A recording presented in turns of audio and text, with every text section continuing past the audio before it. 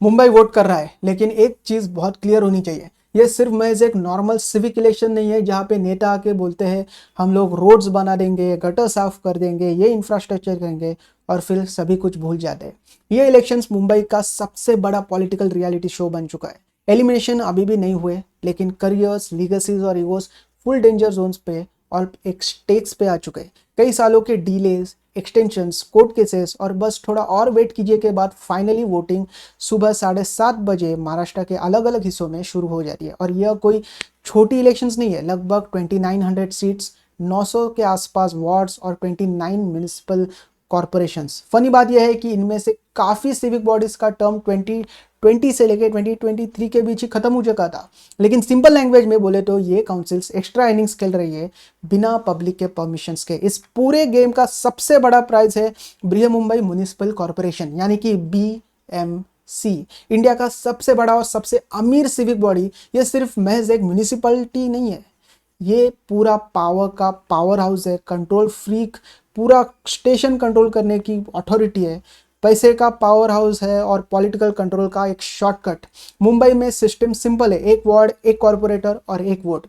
कोई मैथमेटिक्स नहीं, कोई कंफ्यूजन नहीं, कोई एक्स्ट्रा बटन नहीं। डेमोक्रेसी है, लेकिन फुल बेसिक मोड पे। जैसे ही आप मुंबई के बाहर जाते हो, मुंबई के बाहर जैसे आप जाते हो तो पिक्चर थोड़ा कॉम्प्लिकेट हो जाता है या चेंज हो जाता है। बाकी के म्यूनिसिपैलिटी कॉरपोरेशंस में वार्ड्स के अंदर 3 से 5 सीट्स होती है बराबर, मतलब वोटर्स को 3, 4 या 5 वोट्स डालने पड़ते हैं। इसलिए जब लोग पोलिंग बूथ से बाहर निकलते हैं उनके चेहरे पे थोड़ी कंफ्यूजन दिखती है। तो आप समझ जाओ क्यों। ये पॉलिटिक्स नहीं है बॉस, ये मैथमेटिकल पेपर भी है। लेकिन मुंबई के बाहर पर सच बताए तो लोग वोटिंग सिस्टम्स के बारे में चाय के टपरी पे चर्चा कर ही नहीं रहे।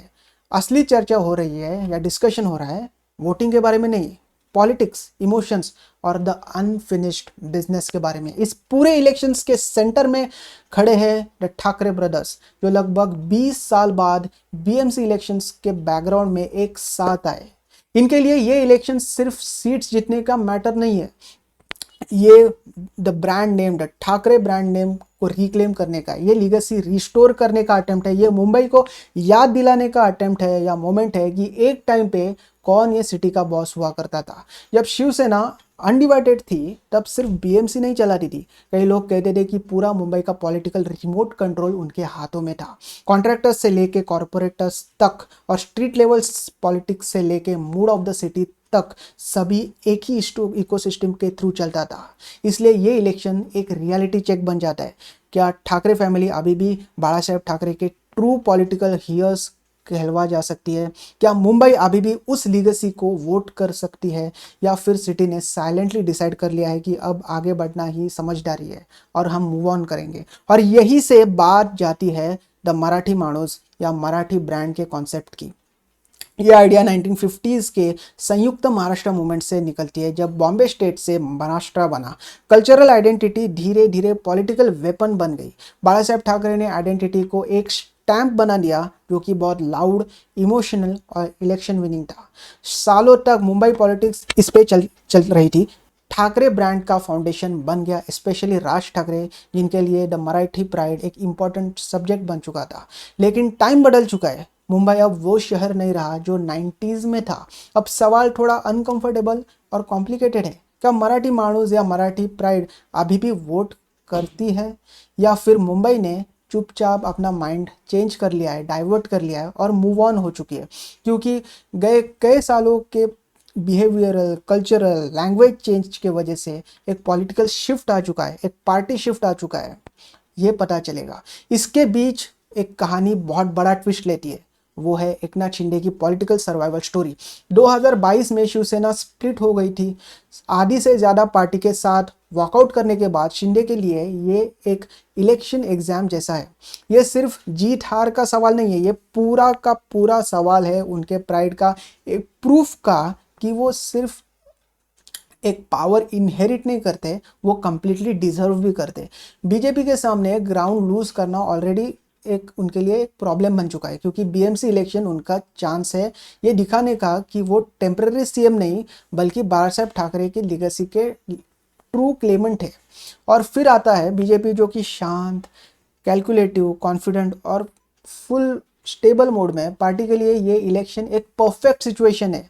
बीजेपी एक ज़ीरो रिस्क पे चल रहा है, जैसे कि अगर मिला तो भी अच्छा, नहीं मिला तो भी अच्छा, लेकिन अगर जीते तो रिवॉर्ड्स अनलिमिटेड है बॉस। 2019 में 82 सीट्स जीतने के बाद इस बार पार्टी और एग्रेसिव होती है। मेजॉरिटी सीट्स बीजेपी कॉन्टेस्ट कर रही है, बाकी शिंदे की सेना तो है ही। मतलब साफ है बॉस, जो भी हो बीजेपी विन विन सिचुएशंस पे है और सेफ साइड पे। साइड में है अजीत पवार के एनसीपी का फैक्शन, और उन्होंने सोलो फाइट करने का डिसीजन ले लिया है। बीजेपी ने क्लियर बोल दिया था कि नवाब मालिक को साइड कर दो वरना अलायंस भूल जाओ। एनसीपी ने अलायंस भूलने बेटर समझा। रिस्क है लेकिन कैलकुलेशंस भी है। उनके नज़र में पूना पर एक अनडिवाइडेड रूल कई सालों तक एनसीपी का रहा, और एनसीपी ने 10 साल तक सिविक बॉडी चलाई थी पूना में। अगर कई पुराना मैजिक वापस लाने की शक्यता या होप्स या आशा है तो उनके लिए वो पूना शहर में ही है। जैसे जैसे वोटिंग शाम तक ख़त्म होती है वैसे वैसे टेंशन्स बढ़ती जाती है। जनवरी 16 को काउंटिंग शुरू हो गई और नंबर्स वो सच बता देंगे जो स्पीचेस और प्रेस कॉन्फ्रेंसेस छुपा रहे थे। मुंबई को पता चलेगा कि कौन सा एशिया की सबसे रिच म्यूनिसिपैलिटी बॉडी कंट्रोल करेगा। महाराष्ट्र को पता चलेगा कि कौन सी पॉलिटिक्स अभी भी काम करती है, और कई लीडर्स को पता चलेगा कि उनका फ्यूचर सिक्योर है या अभी भी डेंजर जोन या स्टेक्स पर ही है। क्योंकि एंड में ये बीएमसी इलेक्शंस रोड और गार्बेज के बारे में नहीं है बॉस, ये पावर के बारे में है, ये प्राइड के बारे में है, ये मनी के बारे में है, ये पैसे के बारे में, और ये पॉलिटिकल सर्वाइवल के बारे में भी है। और जैसे कि मैंने कहा, ये एक अनफिनिश्ड बिजनेस के बारे में है जो कि बहुत ही लॉन्ग अवेटेड, पेंडिंग और इमोशनल बन चुका है। मुंबई ने वोट करना चालू कर दिया है, अब पॉलिटिक्स रिजल्ट्स का वेट कर रही है। नई स्टोरी हम लोग अनफोल्ड करेंगे ईरान के बारे में। Full story explanation, breakdown, consequences और फ्यूचर इंसाइट्स के बारे में हम लोग ड्वेल करेंगे। तो सब्सक्राइब करना मत भूलिए, और मोस्ट प्रोबेबली वो स्टोरी अनफोल्ड होगी कल। हमारा ऑफिशियल ऐप रिलेट जोन अब लॉन्च हो चुका है। The app is available on play store, app store, all the major platforms.